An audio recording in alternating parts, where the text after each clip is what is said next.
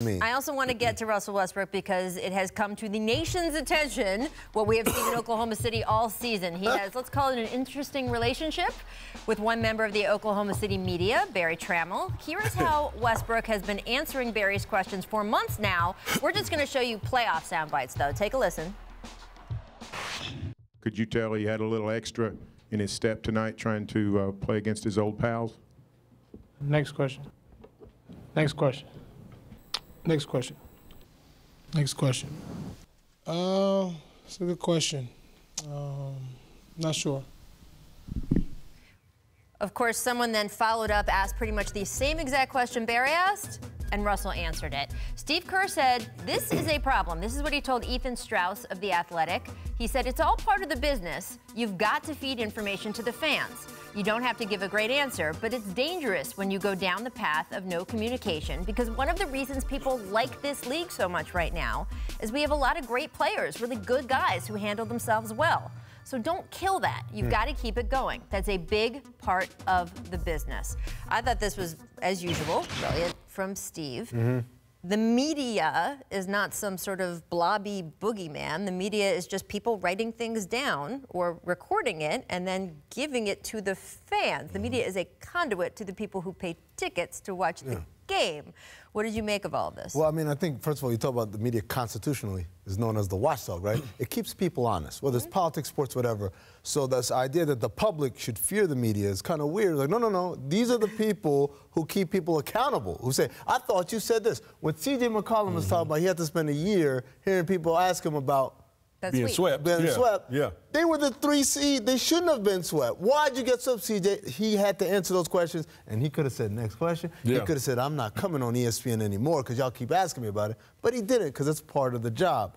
And as we talked about with Greg Popovich in the past, and as we talked about Steve Kerr's own player, Kevin Durant, in the past, running away from it, you're cheating everybody because we're all putting in so that we all get out of this the money that we're all making off of it. Yeah, but another thing with Russ, and I'm a big Russ fan, you know, I think we all are because of the way he plays the game, how competitive he is, how he goes about his business, but you're the face of the franchise, too. It's sending a bad message to the franchise as well. You have to be the one. You're the one out front. So to do this on a day-to-day basis, you know, next question to this guy, to me is a little selfish, a little childish as well, because you are representing the Oklahoma City Thunders and the city of, you know, OKC and the NBA in general. So I think, you know, it's your obligation, like Steve said. It is part of your job to answer questions. Have you had an experience, either as a player or as a coach, where you got so frustrated with one member of the media or any members of the media where you felt like, oh, I want to shut this down, but you couldn't or didn't? Yeah, matter of fact, it was in OKC. And I had a little tit-tat with one of the media members, and I was trying to help him, to be honest with you, because he was a young media guy, his first year. And I was telling him how he has to deal with players and coaches, myself as well. And he went about it the wrong way, in my opinion. And so I shut him down for like a week. And I did the next question when he would ask a question. And he came to me and he apologized. He said, now I understand what you're saying. Because the players had shut him down as well. And I told him, okay, we're good. You know, I'm just trying to help you.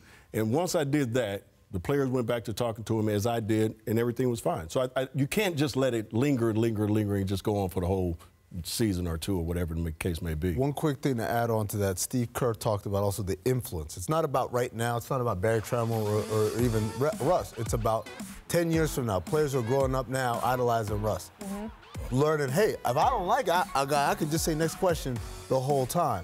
And in a weird way, we saw that kind of after Game 3 where Paul George goes next question. That's the part that people worry about. It's not about the one guy. Much like I said, it's not about Pop when Pop would be rough and stuff. It's about the precedent you sent for everybody else. Right. And by the way, Berry Tramel has written a whole column about his side of this, saying he doesn't even think there's a particular thing that he did or didn't do with Russ that started this, but he says he wouldn't know because Russ won't even speak to him about it. Which is not what Coach did. Coach told him to do specifically why he was doing that. Right. So, again, it's something that's getting a lot more attention, and we'll see how many more post-game press conferences Russ is a part of.